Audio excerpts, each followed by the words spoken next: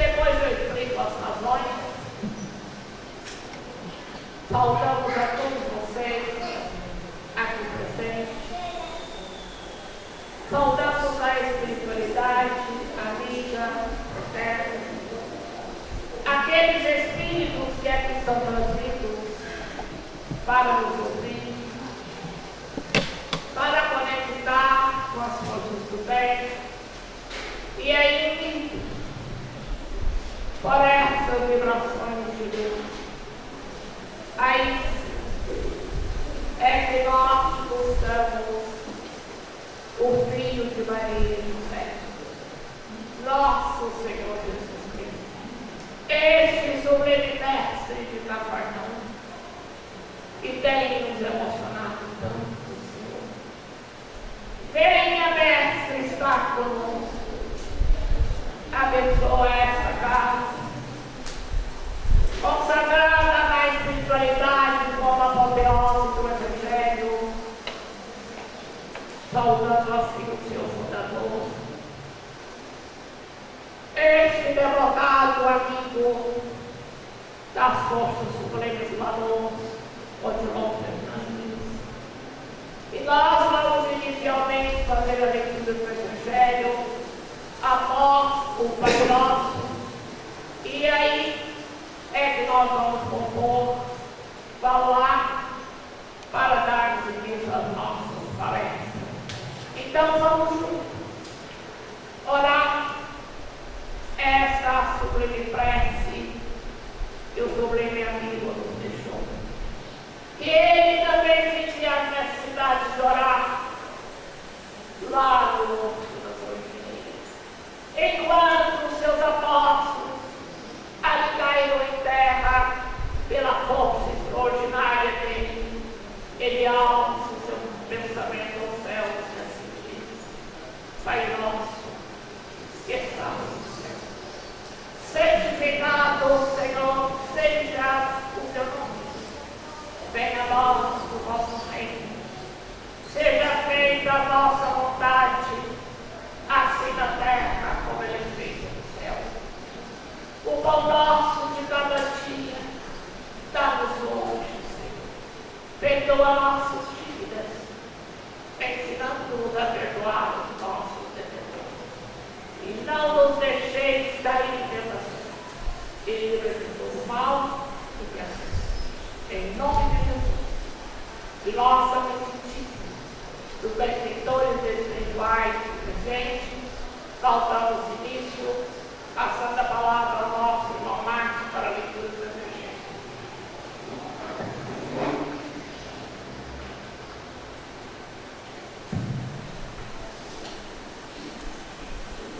Do Evangelho segundo o Espiritismo, capítulo 13. Não saiba a vossa mão esquerda o que dê a vossa mão direita. O item 17, a piedade, que é uma mensagem de Miguel Bordeaux, do ano de 1862. A piedade é a virtude que mais nos aproxima dos anjos.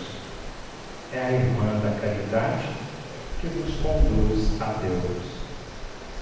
Deixai que o vosso coração se enterneça ante o espetáculo das misérias e dos sofrimentos dos vossos semelhantes.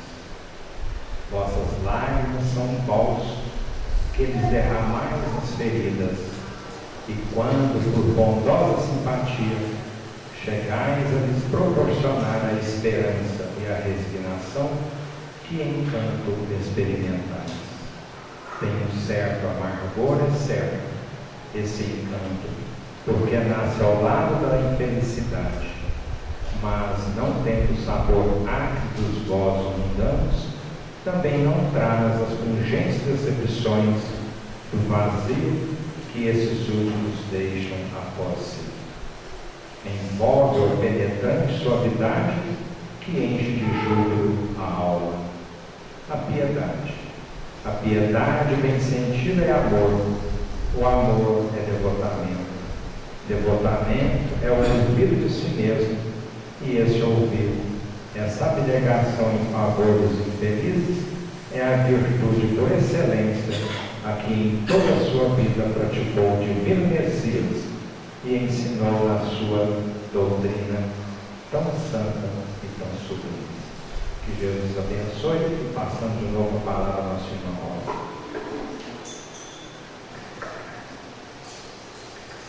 No próximo mês, setembro, completa 52 anos, aliás, 50 anos, do Dr. Odilon aqui esteve após o 7 de setembro, e ele havia desfilado com o Instituto dos Ferros. E aí, a casa ficou pronta. Ele já tinha ido na nossa casa, ali na Henrique Dias. E eu quero apresentar para vocês 4 apóstolos do Odilon Fernandes, que são os últimos. E também não sabemos quando será despedido também. Eu, Raul Salós, Radira, Paulina e meu querido irmão.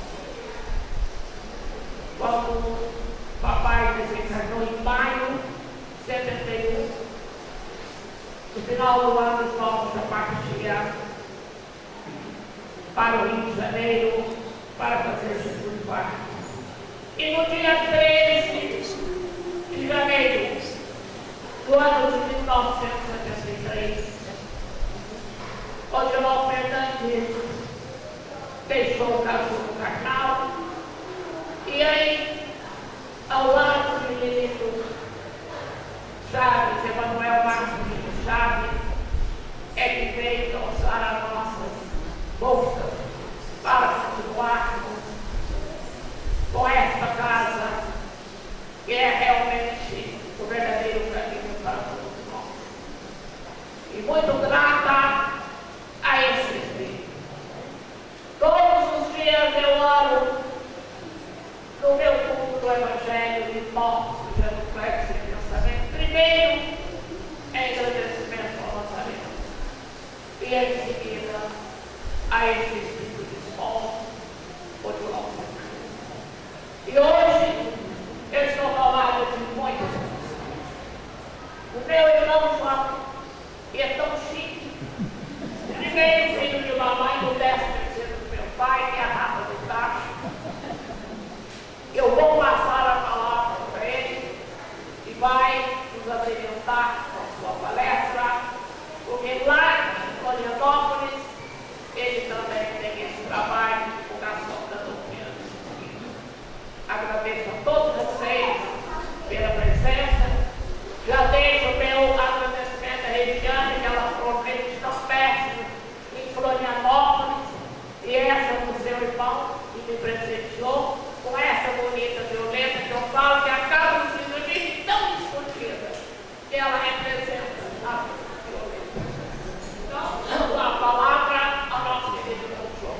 João, a todos nós.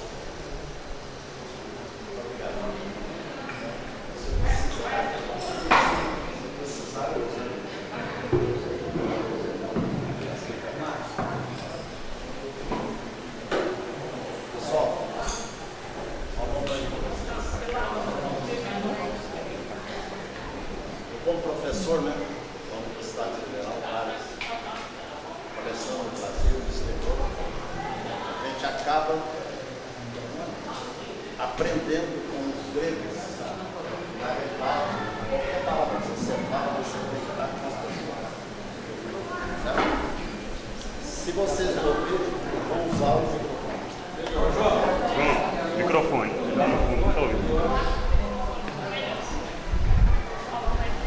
É sinal, então, que vocês têm um ouvido melhor. Alô?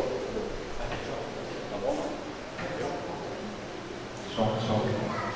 Bom, tá bom aí, pessoal? A primeira coisa que eu gostaria de dizer para vocês é o seguinte: agradecer esse convite, agradecer a presença de todos vocês. Eu vou fazer uma tentativa com vocês de convencer vocês sobre a imortalidade da alma pelas vias da matemática.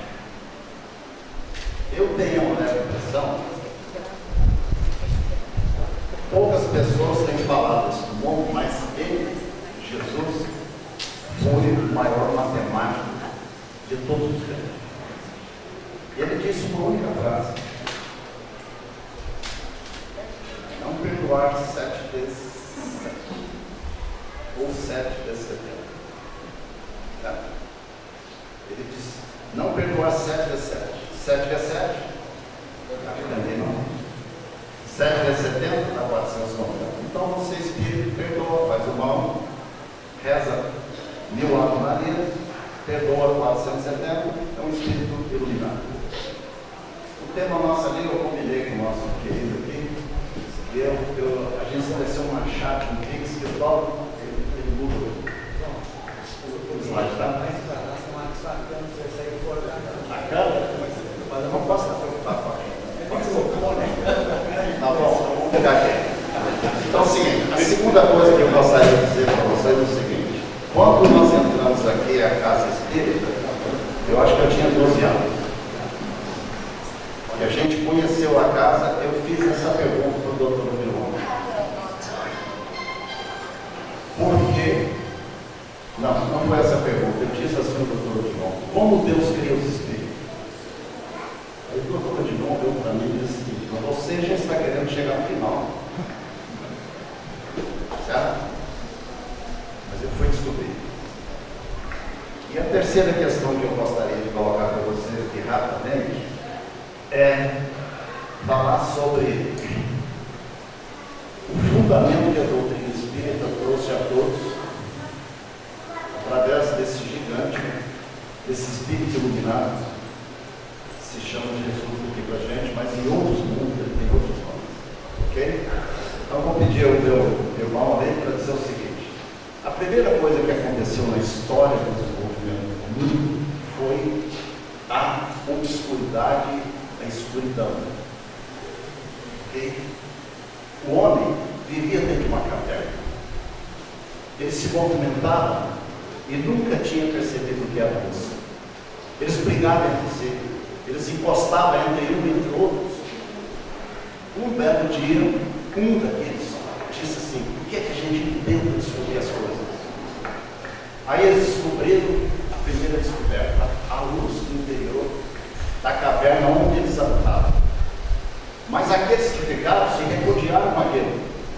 Quando esses dois jovens voltaram, eles vão ter conosco, né? Porque ninguém podia sair dali. É ali que eles habitavam, é ali que eles cresceram. Aí eles chegam no final do túnel, se caminham cada vez mais e vai descobrir a luz do sol que eles nunca tinham visto. Nunca tinham visto. Descobriram a luz do sol e a luz das estrelas. E eles ficaram fascinados. Por que a gente não saiu antes? Por que a gente não correu risco? Por que a gente não mudou? Por que a gente não modificou? Fazendo uma observação pontual, o homem na face da terra está na escuridão.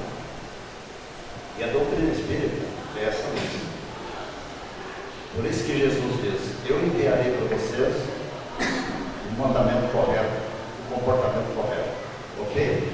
Então, nasceu o que a partir daí? Os jovens voltaram, entraram em conflito com os mais antigos, e aqueles mais antigos se revoltaram, se degladiaram e mataram os jovens. Mas depois que aquilo aconteceu, outros jovens também ficam pensando. Eles descobriram a luz. Eles viram luminosidade que nós nunca vimos. E aí, o homem desenvolveu. Pode pegar. O crescimento, o conhecimento. O conhecimento é a luz do mundo. Quando vocês abrirem a aula de Kardec não diz, e os espíritos falaram para ele: não diga isso. Espiritismo não é religião. Espiritismo é filosofia e ciência. E sem ciência não tem como comprovar a vida no mundo espiritual e eternidade. Ok? O conhecimento, então, então, segundo Kardec, segundo os Espíritos, constitui a expressão máxima para se compreender Deus e as suas leis. Ora, se você não estuda ciência, não tem como. Agora tem um detalhe, pessoal. Como aprender ciência? Vamos lá. Por quê? Porque na ciência as verdades aparecem. Mas tem um pequeno detalhe. Eu não vou repetir, mas pode deixar assim aí nesse ponto. O homem, a partir do seu questionamento, a partir da luz que ele começou a ver, ele começou a descobrir uma coisa. Ele viu o sol e a lua. E ele começou a perguntar: por que tem estrela, por que tem sol, por que tem vegetação, por que tem os bichos? Os homens inteiros desenvolveram uma infinidade de ciência para investigar a natureza. Mas, paralelamente, ele desenvolveu também um rol de ciência para estudar o comportamento humano. Só para ler um pouquinho, eu vou colocar um negócio aqui para vocês, vocês vão ficar muito surpresos. Iver Fischer, o homem que inventou estatística no mundo, o meu professor no Rio de Janeiro, o criador do Instituto Brasileiro de Geografia e Estatística, Gessé Montello, ok? Foi aluno dele do doutorado em 1941. Chega 20 jovens nos Estados Unidos, primeiro dia de aula, o doutor Fischer pega a secretária dele, entrega a cada um desses jovens o meu livro. 64 páginas, não tem um cálculo matemático. Vocês vão ficar 3 meses estudando linha por linha. Quando nós voltarmos daqui a 3 meses, nós vamos discutir linha por linha. Passaram 6 meses discutindo linha por linha. Terminando aquele prazo, ele chamou os alunos, pediu à secretária: agora traga o que eles vão fazer. Cada um recebeu 5.000 exercícios de probabilidade. Agora eu pergunto para nós, não é só para você, para mim. A gente estuda a doutrina ou a gente lê? Porque para estudar a doutrina espírita, precisa de entender linha por linha. Na primeira parte do livro Os Médios, Kardec coloca uma coisa fabulosa: ninguém pode entender a doutrina espírita se não tiver método. Por quê? Porque quando Kardec chegou, antes dele, Rousseau já tinha passado. E Rousseau, afastado pela corte francesa, desenvolveu o método. Rousseau, Juca, Jean Jaurès. E aí nasceu o método para ser estudada a ciência, o método dedutivo e o método indutivo. O que é o dedutivo? Eu olho e deduzo, eu colho a informação e deduzo aquilo. E o indutivo, eu imagino, questiono e dou uma chance para que o resultado seja correto. Ok? Vamos lá. Mas acontece que existe um negócio fabuloso. 272 anos de preço, Siracusa diz o seguinte: o que ele diz, sabe, pessoal? Me dê uma alavanca e um ponto de apoio que eu moverei o mundo. Veja bem o que ele escreveu. Veja bem.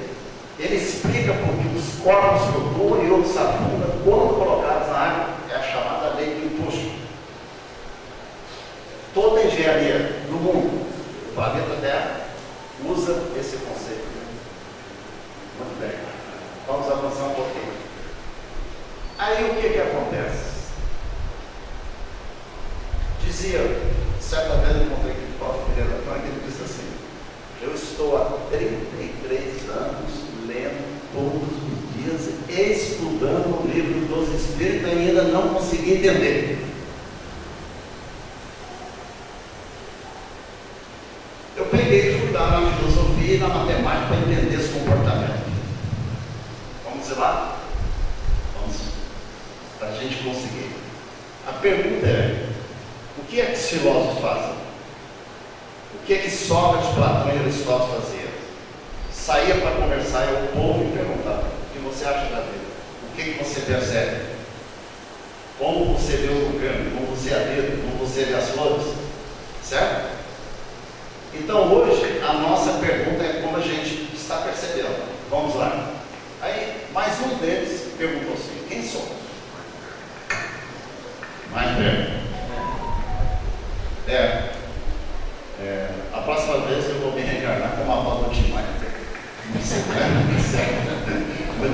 Quem somos? Vamos lá. Aí ele pergunta: somos uma centelha divina? Depois, somos uma partícula do átomo?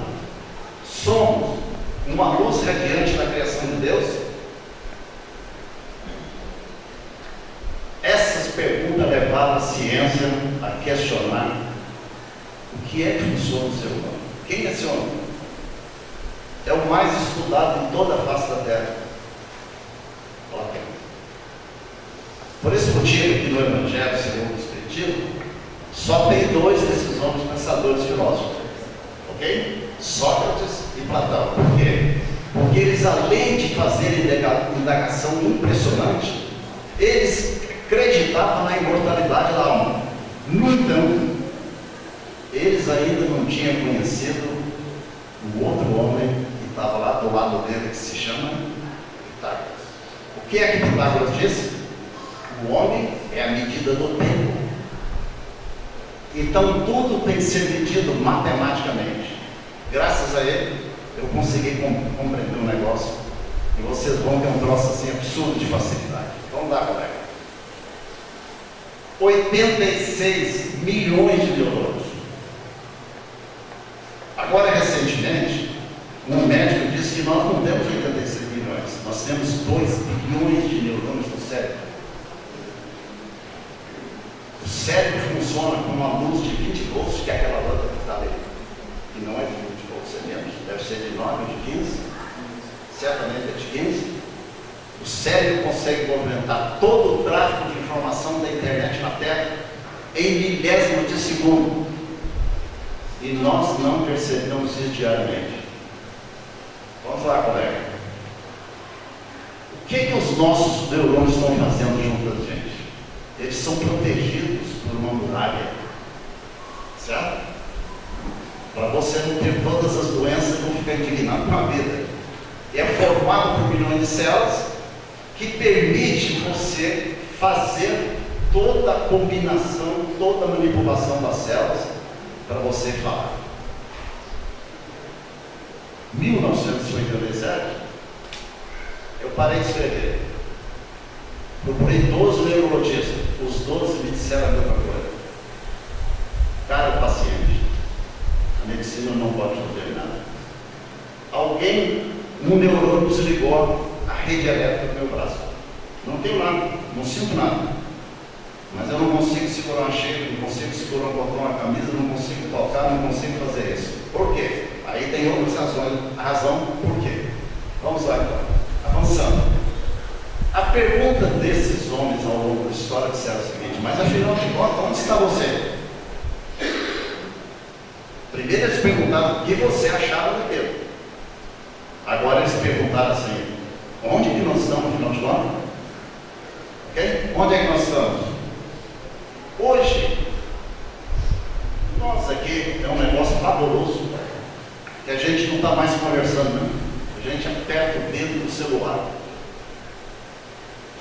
Poucas pessoas estão conversando entre si. A gente não tem a capacidade, a paciência do celular, certo? Mas nós estamos num planeta que se chama Terra. Provas e expiações. Essa maravilha. Vamos lá, meu amigo. Veja bem hoje, pessoal, às 13 horas e 25 minutos, às 13 horas e 25 minutos do dia de hoje. Eu olho isso todos os dias. A Terra tem hoje 8,05 bilhões de pessoas.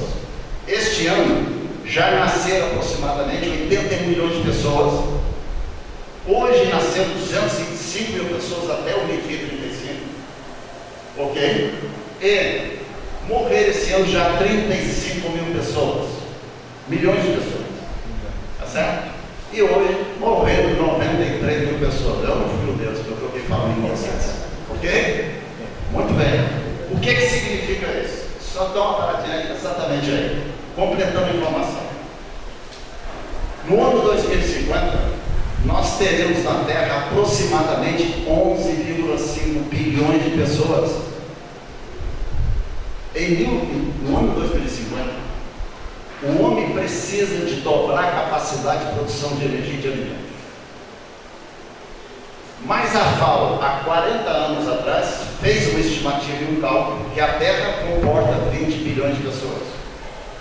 Em uma das psicografias do Divaldo Pereira Franco, eu me recordo do livro, mas uma vez eu estava no sistema de treinamento da Telebrás em Brasília, eu fui ler esse livro, e a Joana Dirante diz o seguinte: em torno dessa população da Terra, tem 25 bilhões de espíritos querendo ocupar o seu lugar. Se a gente pegar 25 dividir por 8, dá quanto? 3,8. Oi? 3,8. Então é o seguinte, ó, no mínimo você tem do seu lado 3 por alguma coisa de obsessor. Querendo nascer. Agora vamos voltar rapidamente para o Chico dizia. De onde nós viemos? O Chico diz do umbral. E onde que nós estamos? Na escola. Ok? Lembra que eu perguntava também para o Chico, mas você veio de onde? Do umbral também. Porque a gente está chegando à conclusão que a melhor coisa quando a gente desencarnar ou voltar é para umbral para aprender. Não é verdade? Vamos lá. Então, só voltando ali, volta um pouquinho ali, só para a gente lembrar o caso do Brasil. Volta lá mais um pouquinho. Volta. Isso, olha o Brasil aí. Hoje, o Brasil, pessoal, só tem 2,69% da população mundial. Nós não somos nada.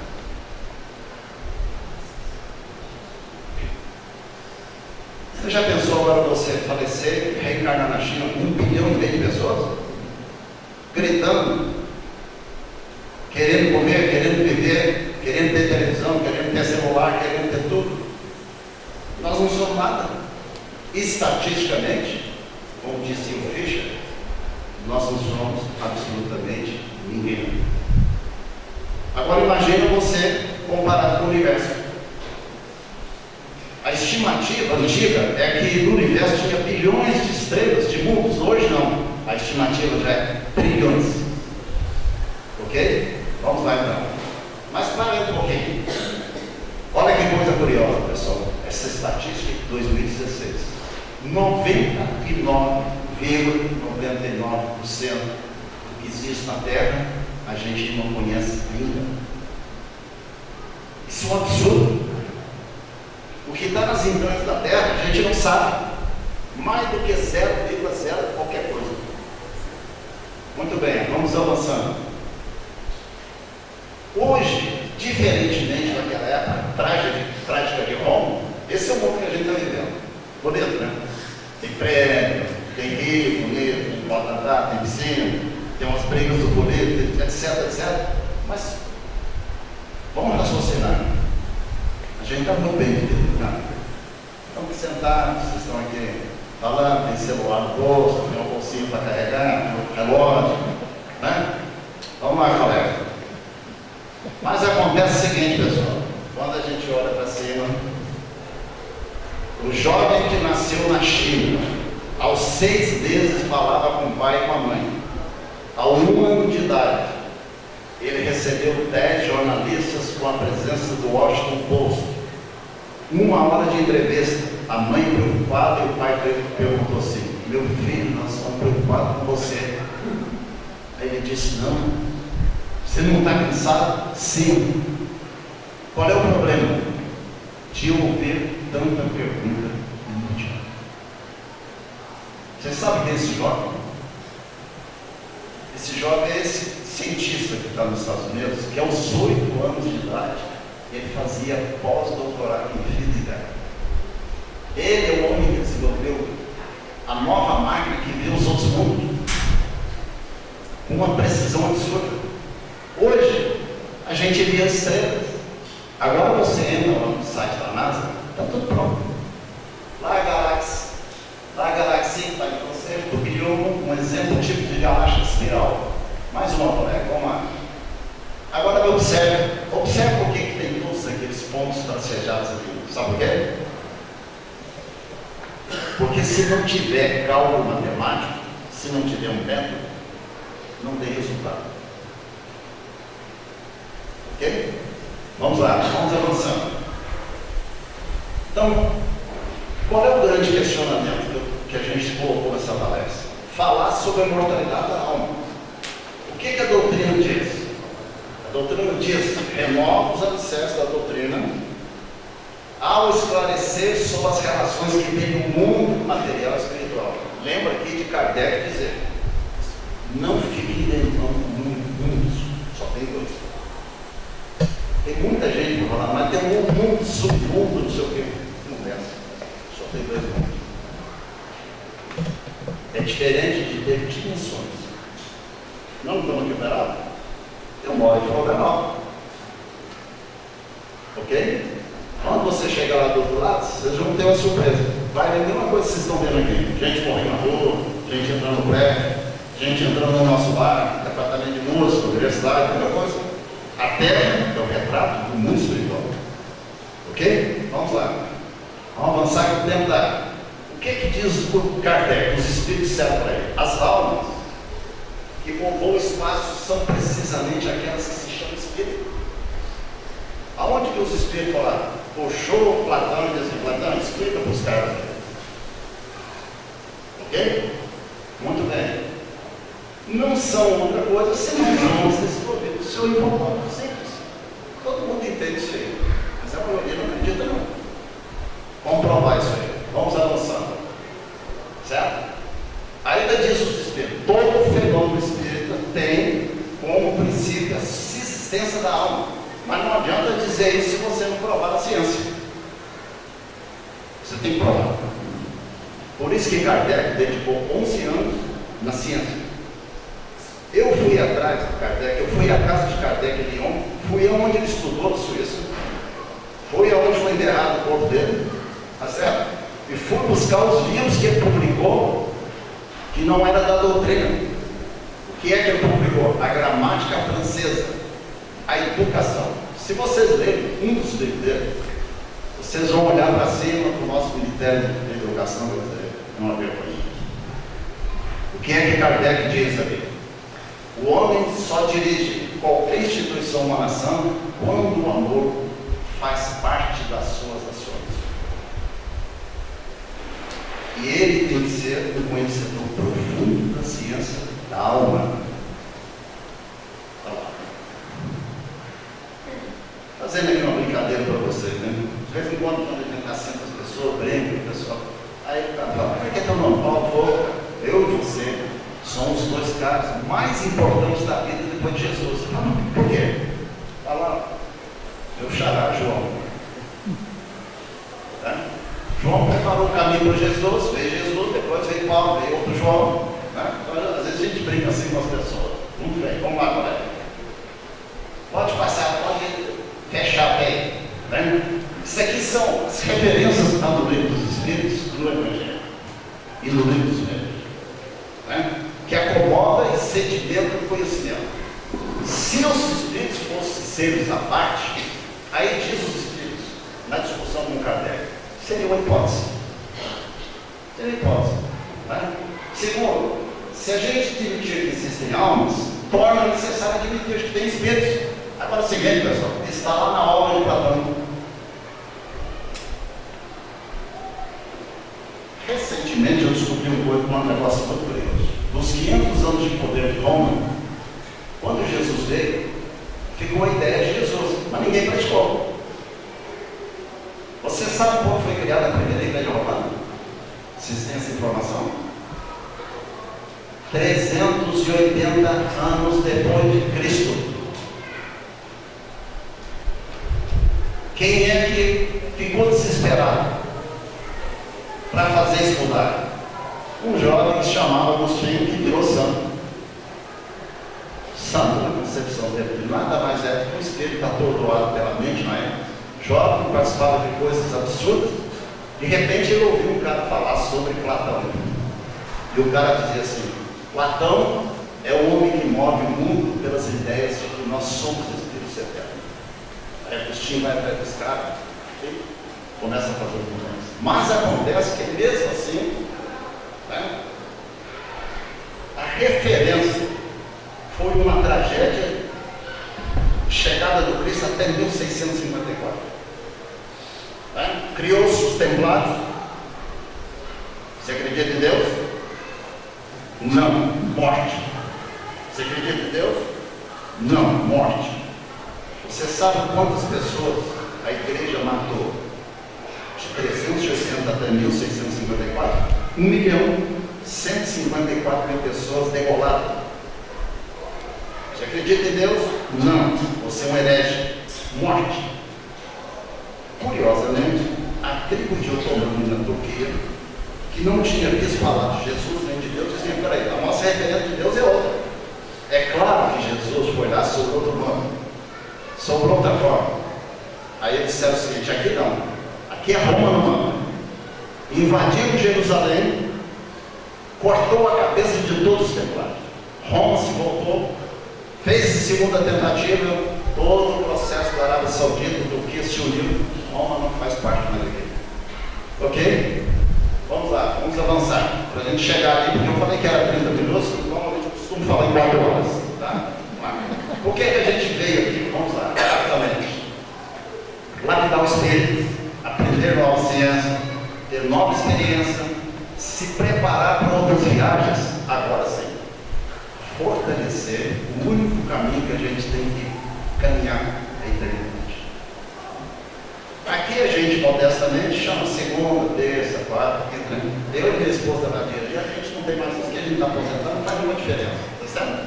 Mas para Deus não tem segunda, terça, quarta, dia e noite. Para Deus existe a eternidade. E como Pitágoras diz que o nome é medida do tempo, portanto só tem um tempo.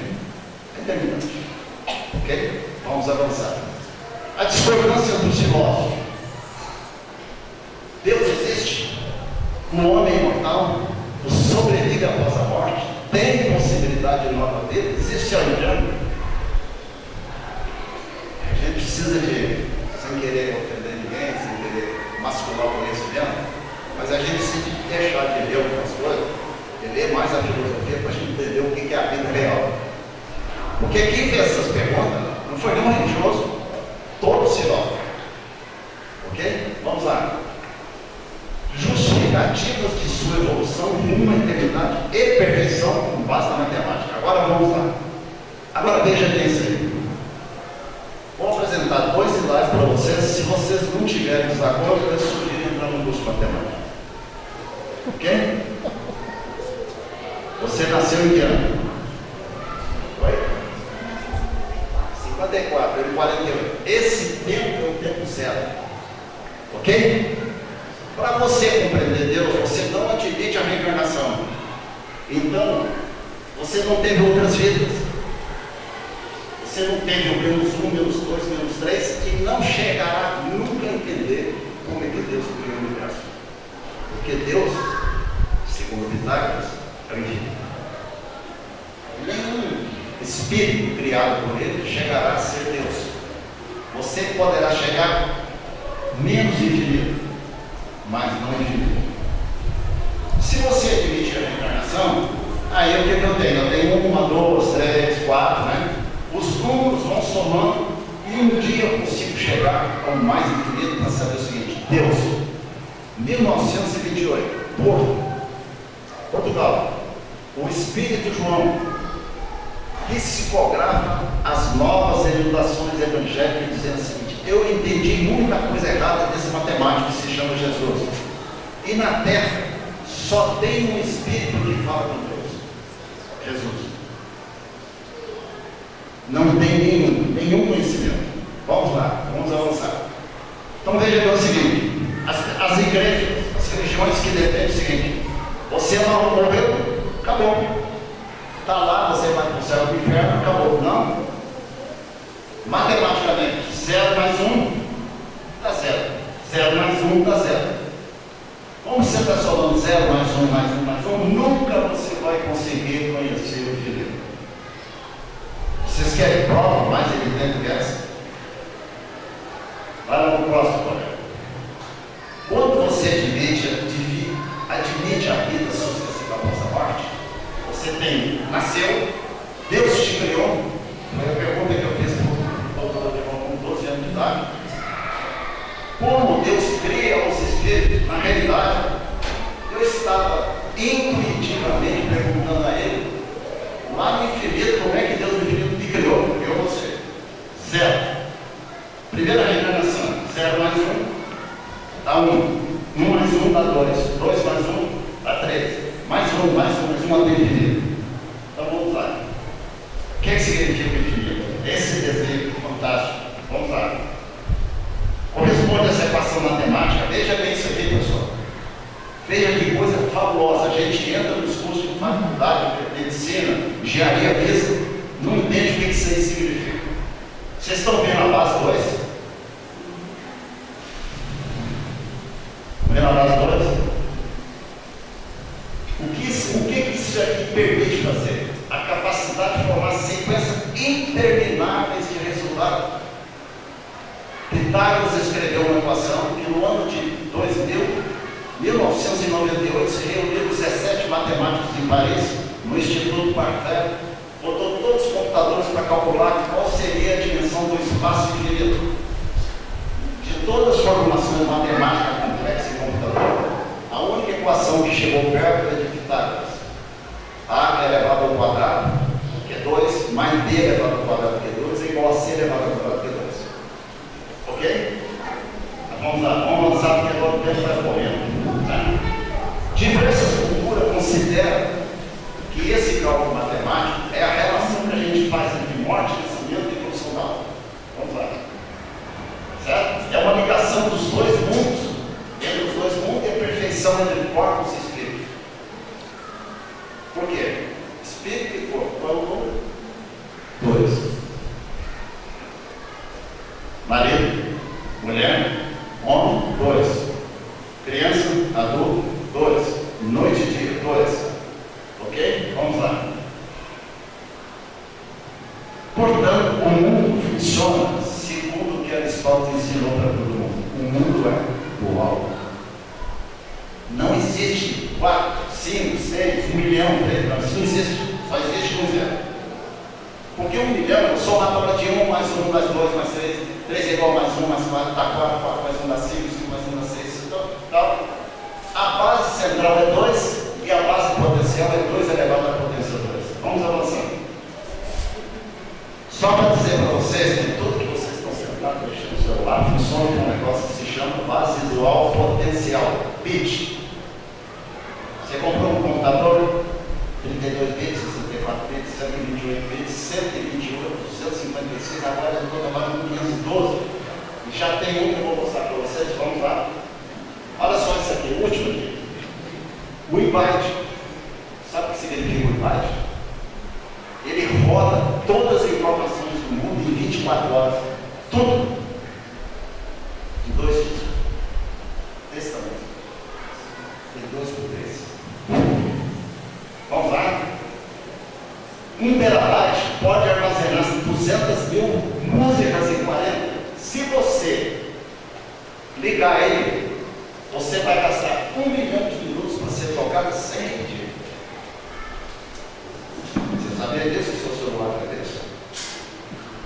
Equivale a 17 mil horas ou 728 dias, quase 2 anos sem parar de ouvir. Vamos lá, colega. Petabyte. 24 petabytes são suficientes para armazenar toda a informação do mundo. O que é que os médicos estão trabalhando? Dentre eles um brasileiro.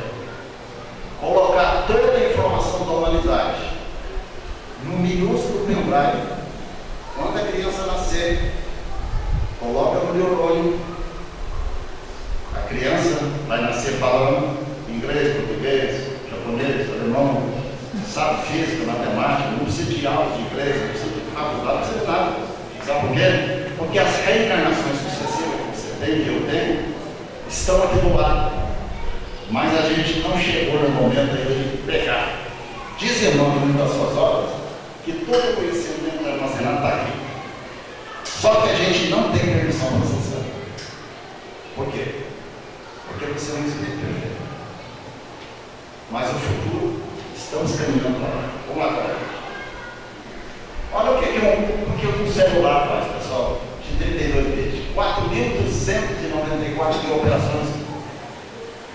Vamos lá. Eu vou passar para você essa informação.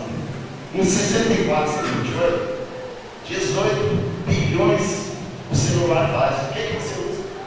Fala para o cara, manda informação.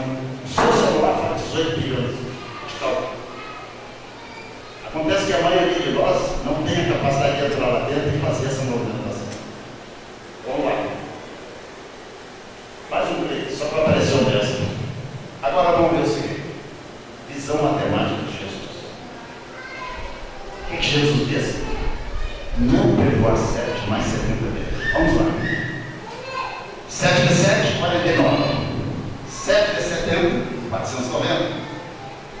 7, aí é o seguinte, hoje nós trabalhamos na base 2. Quando Jesus veio disse o seguinte, ele não disse assim, como vou dizer para vocês, futuramente, vocês vão trabalhar, a base não é 2, é 7. Aí Faustinho, sabe por que é, Faustinho? Porque Pitágoras disse, o homem é unidade do tempo, e o tempo tem 7 partes. Ele dividiu matematicamente isso. Portanto, o infinito tem 7 partes. Agora vocês vão ficar assustados com isso. Quando a gente faz 70 elevado à potência 7, não dá nem para resolver. Eu nem consigo ler para dizer para vocês o que significa isso. Olha isso. Não é assustador? Pessoal, entra no computador, eu pego o computador já com 40, eu aprendi sozinho autodidata, eu mexo em tudo quanto é processo de computador. Quando a gente faz o cálculo, você não consegue ler na tela do computador. Eu botei uma tela gigante para cobrir meu cálculo. Uma tela desse tamanho você não consegue ler os números. Mais um pouquinho. 2, agora é o seguinte, vamos manter a base das histórias, mas vamos pegar o número que Jesus disse na potência 70. Agora, quando a gente mantém a base 2, coloca o que Jesus disse, vocês estão vendo isso aí? Agora vocês vão ficar assustados e vendo pela frente. Se eu tiver uma reencarnação de vida que eu fui cantando, para mim atingir, chegar lá pertinho de Deus, eu tenho que viver 3,9 bilhões de anos. Só que tem um detalhe. Jesus, quando o planeta Terra estava se preparado, Jesus pegou 6 espíritos, 7 na realidade, eu mandei o nome. Eu não vou dizer para vocês o nome, porque vocês têm que ter o tempo. Tá certo? Que é o seguinte: ele mandou 6 espíritos, um deles quem é? Buda. Eu fui atrás do livro do Buda, eu fiquei impressionado. 134 páginas iguais. Ele diz a mesma coisa para os 134 páginas. O que é que ele diz? Feliz daquele que não precisa de perdoar. Então, se a gente reencarnar, não cometer erro e fosse aperfeiçoando, a gente vai ter isso aí. Vai para a próxima agora. Mas se a gente tem uma reencarnação de 100 anos, aí a gente gasta só 3,2 bilhões de anos.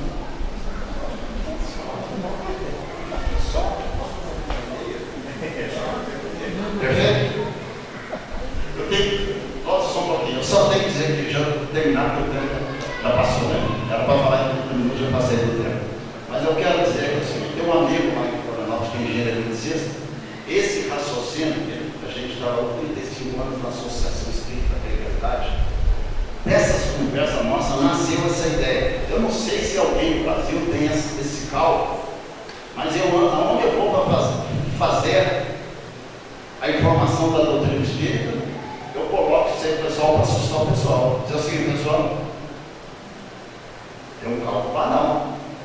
Aqui é multiplicação e divisão, nada mais do que isso. Pitágoras mudou a filosofia matemática por A mais A elevado ao quadrado, mais B elevado ao quadrado, mais C elevado ao quadrado. Aí veio o Einstein e fez uma equação só 2 variáveis. Energia igual a massa multiplicada. Ok? Então vamos lá. Aí veio Jesus. Eu já veio, mas ele disse o seguinte, peraí. Eu disse isso para vocês, mas não expliquei. Agora eu vou dizer uma coisa para vocês fazerem chegar lá. Né? O que ele disse? Vamos lá. Primeira coisa que ele disse: não vim destruir a lei, eu vim aperfeiçoá-la. Ok? Então é o seguinte: se você quer chegar lá, perdoa os indiferentes inimigos. É a maior expressão que todos os tempos a palavra chama-se perdão. Tá? A gente tem exemplos no mundo disso. E aí ele diz: Moisés, eu mandei aqui inúmeros espíritos, um deles foi Moisés.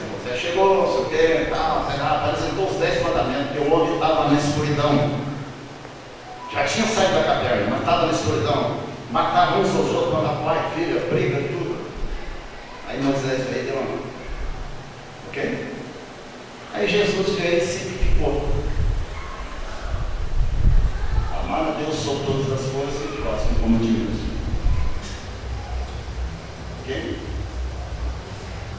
Eu acho que encerrou.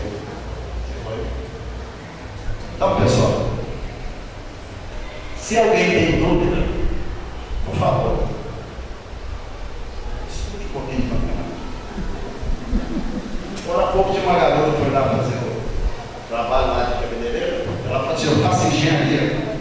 Eu disse para ela assim, se você tivesse chance, leia o livro do psicólogo, tenta resolver os 4.584 exercícios da vida.